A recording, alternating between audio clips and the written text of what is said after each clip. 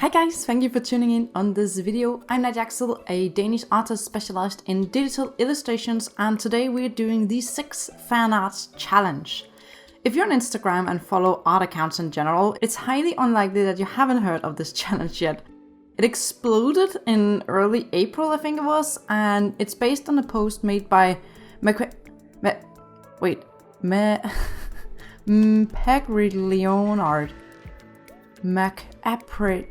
Leon. I'm not sure how to pronounce it, but it's this name, where they ask for 6 characters to draw fan art of. And it's kind of like the Draw This in Your Style challenge. A lot of other artists wanted to participate in it and suddenly just explodes in popularity. I think right now there's over 300,000 entries on the hashtag, so it's a pretty popular challenge. So here we are, and I'm drawing 6 characters as well. I uploaded the template to my Instagram and asked my followers to spit out characters for me. I only had one criteria when selecting the characters: it had to be characters I knew. I decided on 4 characters based on their popularity in the comment section, and I asked my patrons to pick out the last 2 characters. And then I made it my own personal challenge not to have 6 characters with the same face, because I'm trying to suffer less from the same face syndrome. So here in the background you see me sketch out the characters. I'm using a brush called Hard Line Art and Hard Blending. I know, it's a stupid name for a brush, but you can't expect me to draw well and at the same time have the mental capacity to give my brushes meaningful or even some decent names.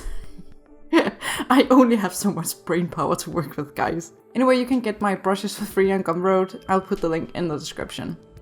So the characters we'll be drawing today are Raven from Teen Titans, Princess Zelda from the Legend of Zelda series, Princess Allura from Voltron, Bojack Horseman from the series of the same name, Jessica Rabbit from Who Framed Roger Rabbit, and lastly Luna Lovegood from Harry Potter universe. Oh, and if you're into that kind of stuff, I uploaded all 9+ hours of real-time video footage on my Gumroad. These videos were part of the last term on my Patreon, but they're now available for anyone through my Gumroad. So if you'd like to watch everything in real time, that's 9+ hours, folks, follow the link to my Gumroad in the description.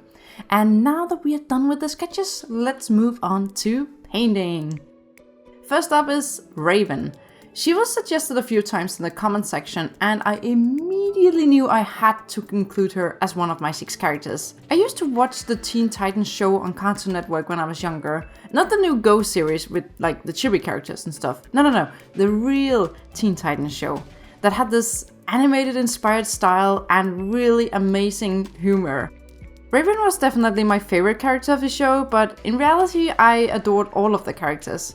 And I was really into Beast Boy and Raven getting together. They were my favorite ship, my true OTP in the series, to be honest. And I know that Beast Boy had a thing for Terra. I mean, so did I. She was probably my self-insert in the series, but in my head, Beast Boy just belongs with Raven. And I adore Raven for having to be so mature and calm all the time. And at the same time, just sometimes, she just can't resist being silly AF with her friends. So I decided to draw her in a nightscape kind of setting with some dark clouds and a warmer light hitting her on the front. I think I imagined her face being lit up from the city lights below, and then I wanted to add some pretty aggressive rim lights from the bouncing lights behind her.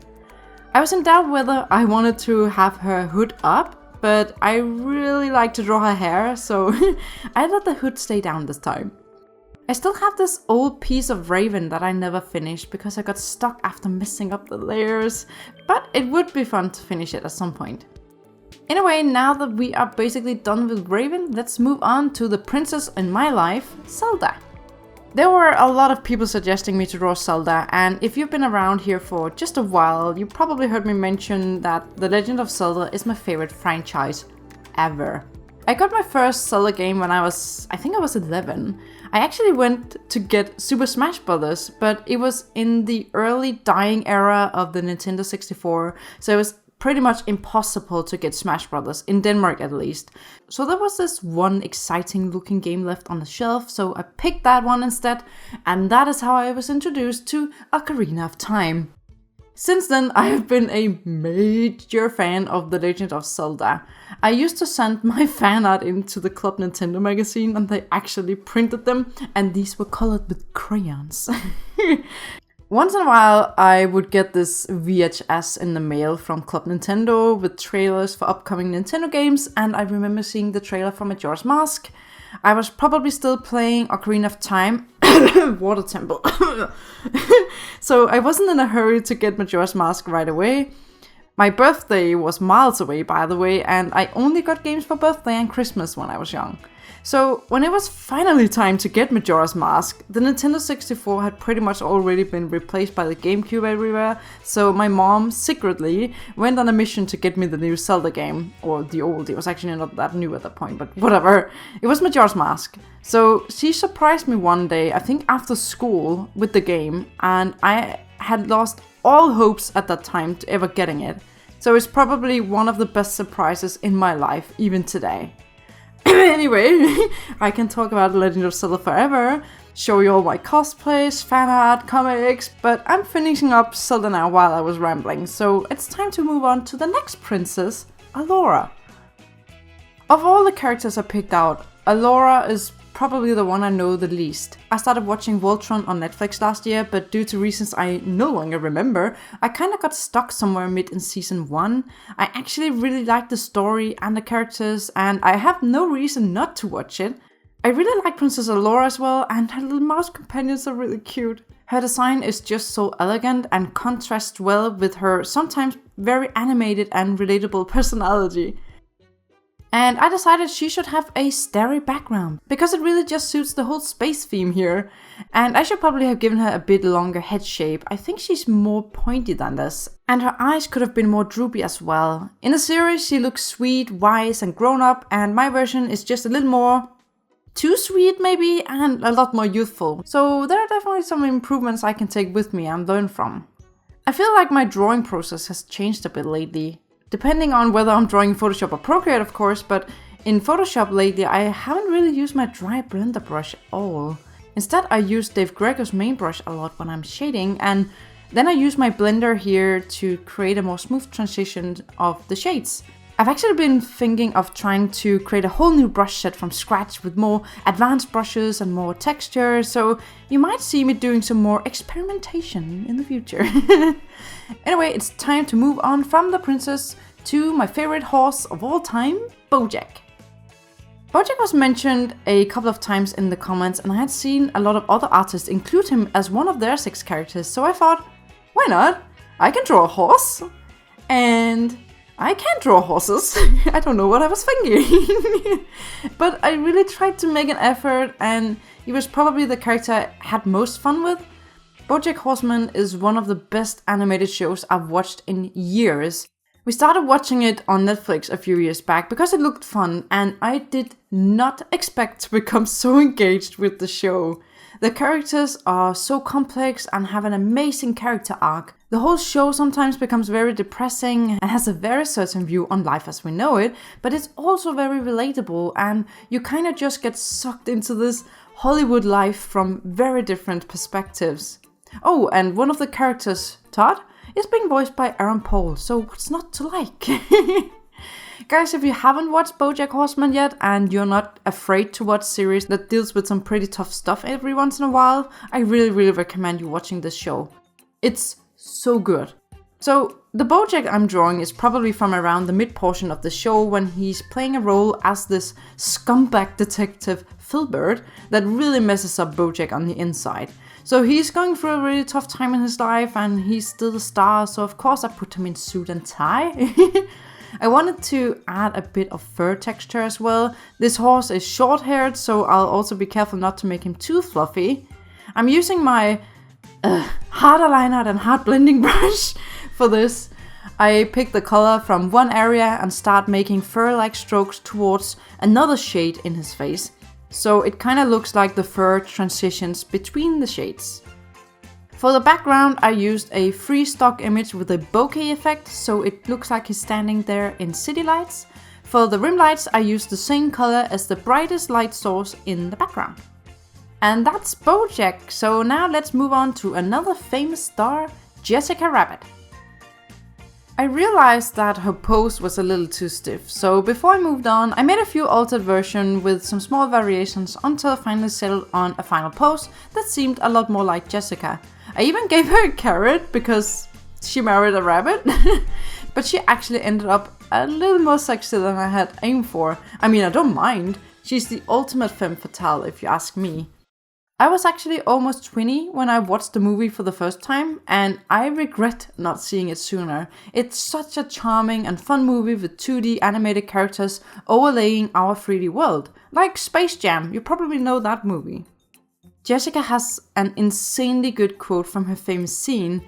At some point in the movie, when she's being suspected of some shady business by the detective that we follow, who also suggests to her that she is femme fatale, she says, "I'm not bad, I'm just drawn that way." It's such a clever, fourth wall breaking quote. I think you guys would really enjoy this movie. Anyway, I really enjoyed drawing Jessica in all of her glamour. I also made an extra little effort when rendering her compared to some of the other characters because I really wanted her to have that little more semi-realistic rendering, making her seem a little more tangible, especially around the torso. Looking back, I see that her right arm, the one holding the carrot, actually kind of floats a bit weird. So I'll probably fix that if I decide to use this piece for prints or something at a later point. I can't believe I didn't see that until now. It looks super weird. Okay, finally I gave her a good kick of rim lights from the stage, which is her life. And now there's only Luna left. Along with Jessica, Luna was one of the characters picked out by my beloved patrons, closely followed by Wednesday Addams actually. So first of all, I'm also a big Harry Potter weep. I grew up with the movies, the games, and some of the books. I still like to rewatch the movies around autumn and Christmas time. That's kind of like my Potter season. Luna isn't my favorite character from the series, but she's definitely on my top 5 or top 6 or something like that. I'm actually not sure who my favorite character is. I think I like the trio equally.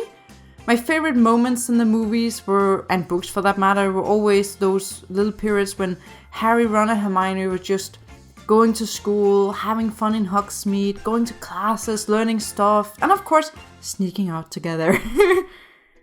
So here's a little fun Potter fact for you. I have always been obsessed with Slytherin since the very beginning.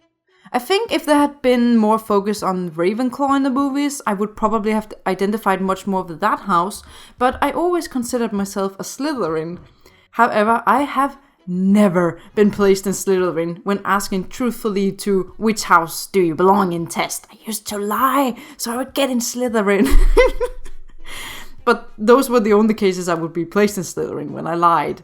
So when Pottermore finally launched their site and the sorting hat, I decided I would take the test just once and answer as truthfully as I could, and whatever house it put me in, that would be my house. So I went through all the questions and I was so sure, believe me, I was so sure this time I would be sorted into Slytherin. But guess what? I'm a Gryffindor. It's funny because after the test I actually realized that it's true. I guess I just wanted to be in Slytherin because it was oh so cool, but the hat is right. Okay, Gryffindor is definitely my house, and now I just embrace it. So yeah, a little personal fun fact. And now I'm just adding the final touches on my drawing of Luna, which conclude my entry to the 6 Fanarts challenge. Honestly guys, I had so much fun with this. It was challenging and kind of therapeutic as well, just shutting off my brain and draw some lovable characters, and I actually think I managed not to have the same face on all 6 characters. I'd be really sad now if you told me that you think all the 6 characters have Bojack's face. I really hope you enjoyed the video and liked the results. Hit that little like button if you made it all the way to the end. Subscribe for more art videos in the future and smash the little ding dong to get notified of my uploads. And as usual, check out my Patreon if you're interested in supporting my work on YouTube. I have slow-paced and real-time versions of my videos there too. We're getting closer to unlocking my new top tier on Patreon, where we'll start looking into tutorials or feedback or whatever we can come up with together. So thank you so much for watching guys, and until next time, take care, bye!